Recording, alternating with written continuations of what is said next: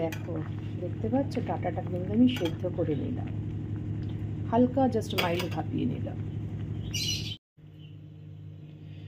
নমস্কার মিষ্টি দিদির হেসেলে সকাল সকাল সবাইকে কি সুপ্রভাত জানিয়ে একদম মিষ্টি দিদির হেসেলে চলে এসছে। মিষ্টি দিদি তোমাদেরকেও আমন্ত্রণ জানাচ্ছে সকালে মিষ্টি দিদির হেসেলে আসার জন্য। তো প্রথমে তোমরা দেখলে আমি সজনের ডাটা একটু জাস্ট লাইট ভাপিয়ে নিলাম। কড়াইতে নিয়েছি তেল, হোয়াইট অয়েল নিয়েছি, আর দেবো হচ্ছে একটু 5 ফোড়ন, একটা তেজপাতা, একটা শুকনো লঙ্কা জাস্ট ফেলে নিয়েছি। তেলটা আমার খুব ভালো করে গরম হয়ে গেছে।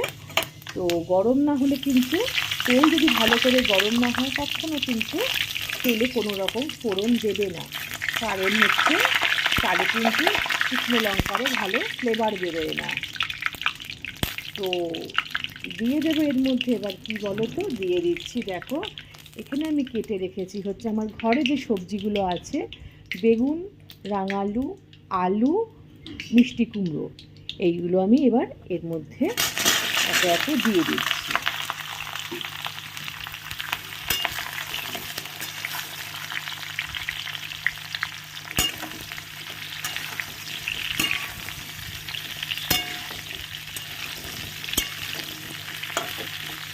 ভালো করে একটু কষাতে হবে, কী কী দিয়ে না, নুন, হলুদ, মিষ্টি দিয়ে কষাতে হবে। তো মিষ্টিটা এক্ষুনি দেবো না, দেবো নুন, হলুদ।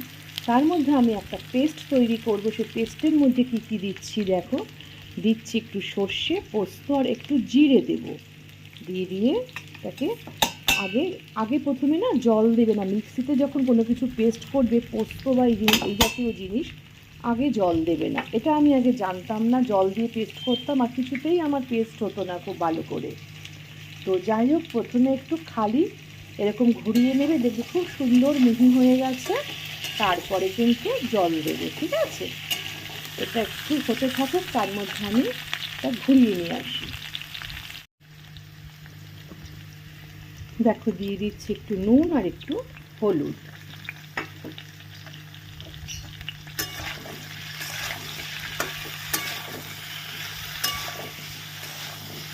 এই সবজিগুলো যদি তোমরা চাপা দিয়ে ভালো করে কষাও, তাহলে কিন্তু সবজিগুলো সেদ্ধ হয়ে যাবে আর জিনিসটা কিন্তু খেতেও খুব সুন্দর হবে।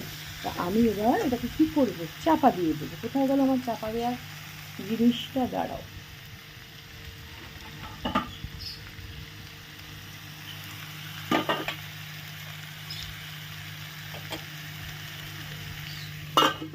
একদম লো ফ্লেম করে চাপা দিয়ে দিলাম।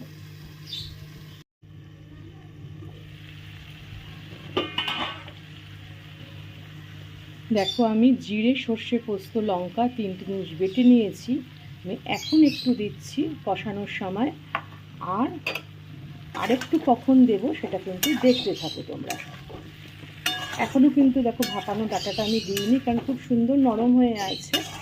তো ওই জন্য এখন দেবো না, জাস্ট আমার এই আলু ঠালুগুলো সেদ্ধর জন্যে এখন আমি এটাকে লো ফ্লেমে আস্তে আস্তে করে কষাচ্ছি, কোনো রকম জল দেবো না।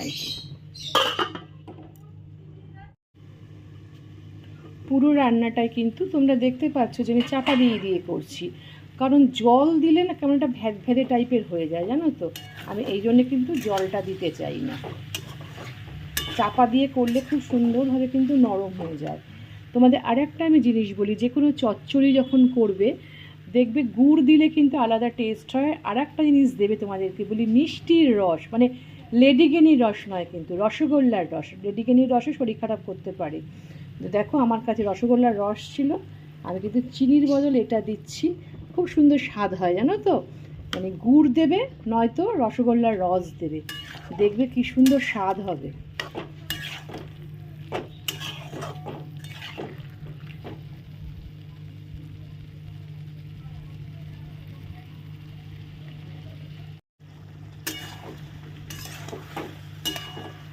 এইবার এটা কষাতে কষাতে এর মধ্যে দিয়ে দিচ্ছি ভাপিয়ে রাখা জল ঝেড়ে সজনের ডাঁটাগুলো। তোমরা না পরে নুন ঝাল মিষ্টি সমস্ত জিনিসটা কিন্তু চেক করে নেবে, খুব সুন্দর করে আগে কষাতে হবে চাপা দিয়ে দিয়ে।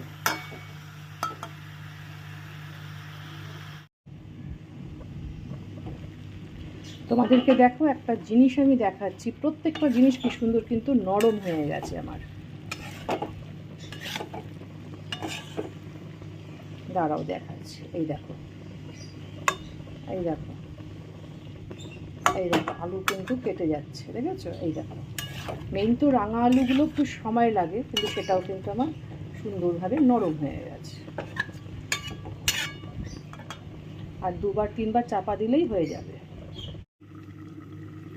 আমার কিন্তু নুন ঝাল মিষ্টি দেখে নিয়েছি, প্রায় অলমোস্ট ডান আমার। তো এবার দিয়ে দেবো এর মধ্যে, তোমাদের বললাম না সর্ষে পোস্ত যেটা জিরের বাটা যেটা একদম, তখন তো খানিকটা দিলাম আর এখন একটু দিয়ে দেবো। আমি পুরোটা কিন্তু লাগবে না, একটু রেখে দিচ্ছি। দিয়ে আর কষতে কষতে না মানে সব সবজির থেকে জল উঠেছে,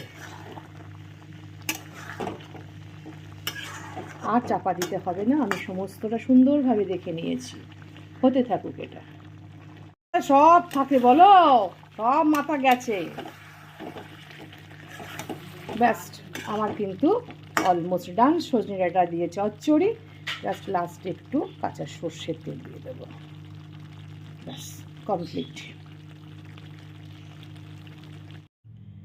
তাহলে একদম এক গামলা পোস্ত সর্ষে আর জিরে দিয়ে সজনে ডাঁটার চচ্চড়ি, আর তার সঙ্গে কি মিষ্টির রস, রসগোল্লার রস দিয়ে, কি পুরো ইউনিক তো। দারুণ লাগে, দারুণ লাগে। যারা চচ্চড়ি খেতে ভালোবাসো তাদের নিশ্চয়ই জিভ থেকে জল পড়ছে। আমার তো এইটা দিয়ে এক থালা ভাত পুরো খাওয়া হয়ে যাবে। তো যাই হোক, মিষ্টি দিদির এই রান্নাটা যদি তোমাদের সত্যি সত্যিই ভালো লেগে থাকে তাহলে অবশ্যই চটজলদি তোমরা কিন্তু পুরো ভিডিওটা দেখো, দেখে একটা লাইক শেয়ার কমেন্ট আর পাশে থাকা বেল আইকনটা অবশ্যই কিন্তু প্রেস করে দিও। আর এখন তো খেতে হবে, প্রচণ্ড খিদে পেয়ে গেছে, আর চচ্চড়ি বলে কথা। তো চলো তাহলে ডাঁটা চিবোই, আর তোমাদেরকে কুশল কামনা করে বিদায় নিতে হবে। তোমরা প্রত্যেকে ভালো থেকো, সুস্থ থেকো, সাবধানে থেকো, নিরাপদে থেকো। তাহলে আজকের মতো তোমাদের থেকে বিদায় নিচ্ছি, টাটা।